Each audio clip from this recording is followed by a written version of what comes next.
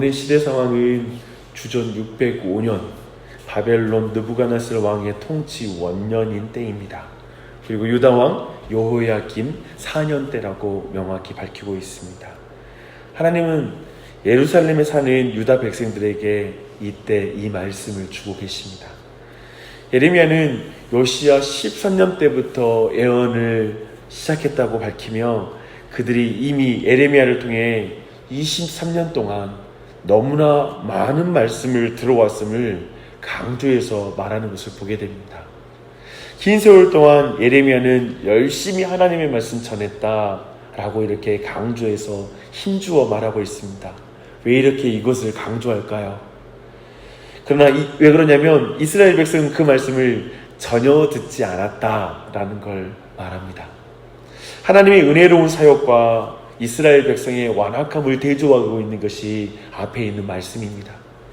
하나님께서는 예레미야뿐만 아니라 많은 선지자들을 부지런히 보내사 그들에게 회개하고 돌아오도록 말씀하셨지만 그들은 하나님 말씀 듣지 않고 우상 숭배에서 돌이키지 않는 거예요. 자기 생각 놓지를 못하는 거예요. 자기 고집 놓지 못하고 어떻게든 자기 생각대로 모든 문제를 풀려고 하는 거예요. 사절을 보면 이렇게 표현하고 있습니다. 여러분은 예언자의 말도 듣지 않았습니다. 여러분들은 들으려 하지도 않았고 귀를 기울이지도 않았습니다. 라고 이렇게 예레미야의 23년여 동안에 부지런히 그들을 설득하려고 하는 하나님의 마음과 그 마음을 몰라주는 이스라엘 백성을 이렇게 대조해서 말하고 있습니다. 참으로 종을 보내고 또 보내도 돌이키지 않은 거예요. 이상하게 지난 주일 말씀부터 계속해서 이 악한 종의 비유가 예레미야서에 반복되는 걸 느끼십니까? 그런 거예요. 돌이킨다면 그들은 그 땅에 계속 거할 수 있지만 그들이 돌이키지 않는다면 그들에게 임할 것은 하나님의 진노입니다. 이 하나님의 진노는 무엇일까요? 하나님의 나라, 곧 하나님의 땅에서 왕이신 하나님 말씀 안 들으면 그 땅에서 쫓아내는 거예요. 그게 바로 하나님의 진노입니다. 그 진노와 심판은 구체적으로 바벨론의 느부갓네살 왕을 통한 예루살렘과 유다의 파멸을 가리킵니다. 놀랍게도 하나님은 느부갓네살을 내 종이라고 불러요. 참으로 하나님은 온 세상의 창조주이시며 역사의 주인이신 것을 믿습니다. 느부갓네살에 의한 심판과 그 파괴상은 참담하여 모든 즐거움과 기쁨의 소리가 들리지 않게 될 것이고 또한 결혼의 기쁨도 없어질 것이며 잔치를 하기 위해서 맷돌을 돌리는 일도 없을 것이다 라고 이렇게 말씀하고 있습니다. 그리고 등불도 꺼질 것입니다.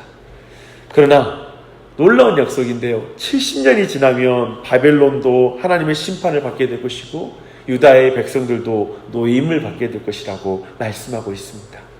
이것은 주전 539년에 바벨론이 페르시아의 고레스 왕에 의해 멸망을 당할 그 시간을 가리키는 것입니다. 유다의 백성들은 고레스 왕 원년에 다시 자기 땅으로 돌아오는 그 은혜를 입게 될 것입니다. 참으로 엄청난 역사의 그 미래의 과정을 거침없이 말하죠. 그리고 간략하게 말하고 있어요. 왜냐하면 창조주 하나님이 행하실 일이기 때문에 그렇습니다. 우리가 볼 땐 너무나 엄청난 그 긴 기간에 일어날 역사, 도저히 불가능할 것 같은 역사도 하나님의 시간표 안에서 그분의 때에 그분의 계획대로 이루어지는 줄 믿습니다. 참으로 하나님은 온 세상의 토기장이시고 우리 인생의 토기장이심을 믿습니다. 이제 15절부터 하나님께서는 예레미야에게 하나님의 진노의 술잔을 상징적으로 주면서 하나님이 보내시는 모든 나라로 마시게 하라고 이렇게 말씀하고 있습니다. 그 잔을 마실 나라들의 목록은 유다로부터 시작해서요 바벨론에 이르기까지 고대 근동 유다 주변의 모든 나라들에게 마시라고 말하고 있습니다. 하나님의 심판에서 벗어날 어떤 나라도 민족도 없다는 걸 가리키는 거예요. 어느 나라도 하나님께서 주시는 진노의 잔을 거절할 수가 없습니다. 만군의 여호와의 말씀과 정하신 뜻을 거절할 수 있는 존재는 이 세상에 존재하지 않아요. 놀랍죠? 하나님께서는 친히 자기 백성들 유다를 심판하기로 하셨다면 어느 민족 어느 나라가 과연 하나님의 심판 앞에서 벗어날 수 있단 말입니까?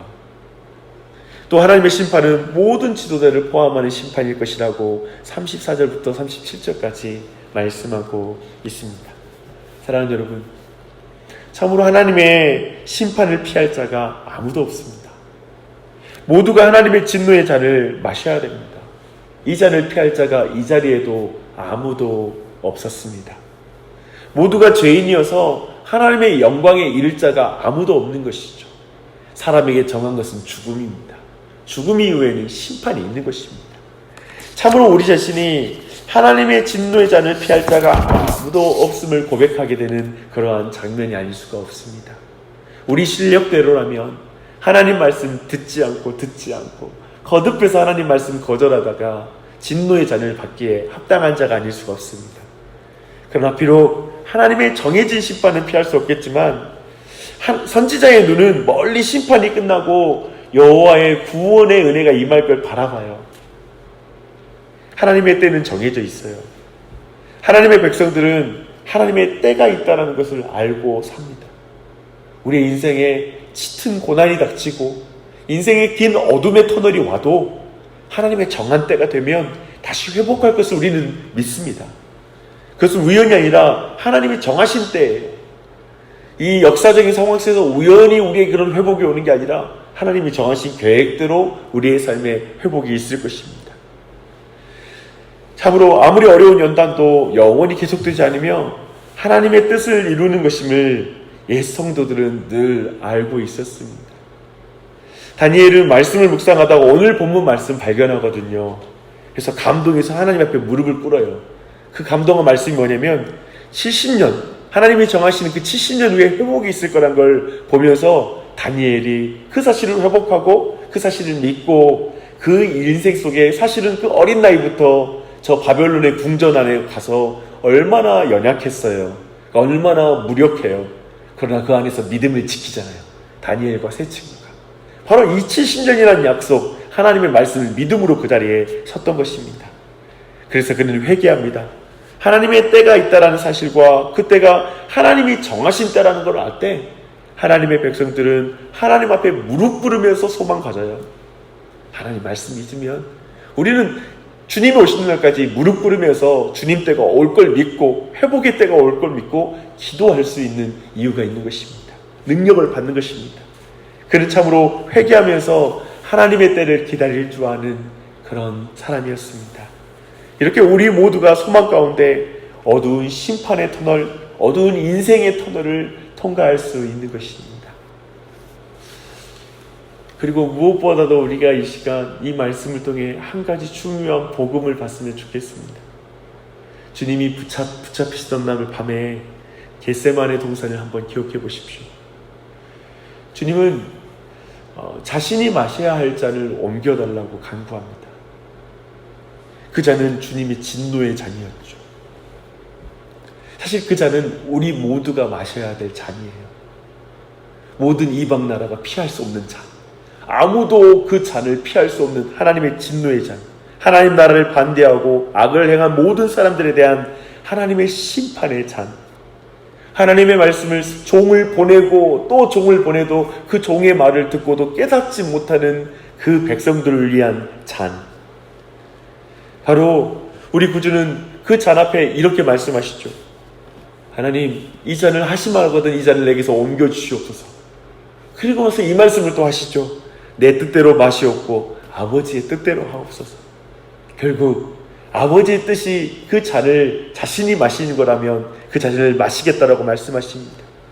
참으로 예수님은 자신의 뜻을 내세우는 것이 아니라 하나님의 말씀을 들음으로 말씀 듣는 것에 실패한 우리, 아무리 종을 보내줘도 깨닫지 못하는 우리를 위한 진노의 잔을 예수님이 대신 마시게 된 것입니다.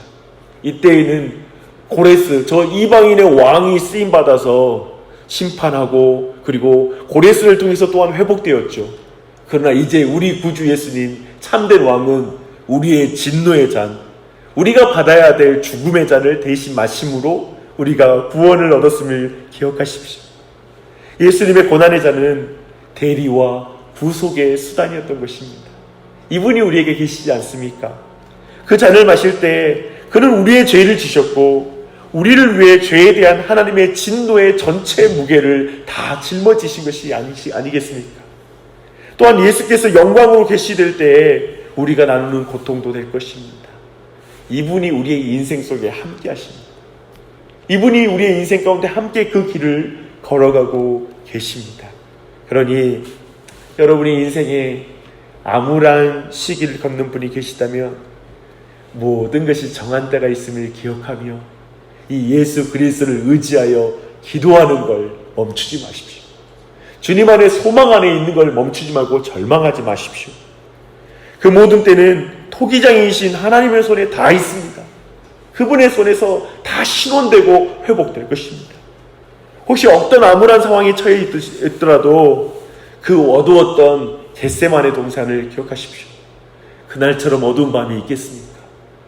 그날처럼 어두움 그리고 무거운 짐을 진 분이 어디 있겠습니까? 늘 예수님을 기억하십시오. 고통이 닥쳐오는 순간에도 하나님의 말씀을 붙잡는 예수님. 네, 나는 그 말씀 다 놓쳐버렸잖아요. 어두운 인생 오면 나는 놓쳐버렸잖아요. 그러나 주님이 대신 붙잡고 계시잖아요. 우리를 위해 고난의 잔을 마신 예수님을 기억하며 여러분의 길을 다시 한번 일어서서 담대하게 걷는 은혜가 있길 바랍니다. 주님 힘을 주실 거예요. 70년을 지나면 회복이 있듯이 우리 삶에도 때가 되면 주님이 주시는 회복이 있습니다. 그리고 궁극적으로 우리 구주 예수님이 다시 오십니다. 그날 모든 것이 회복될 것이니 오늘도 주님 의지하며 소망 가운데 여러분의 빛의 길을 걸어가시길 바랍니다. 기도하겠습니다.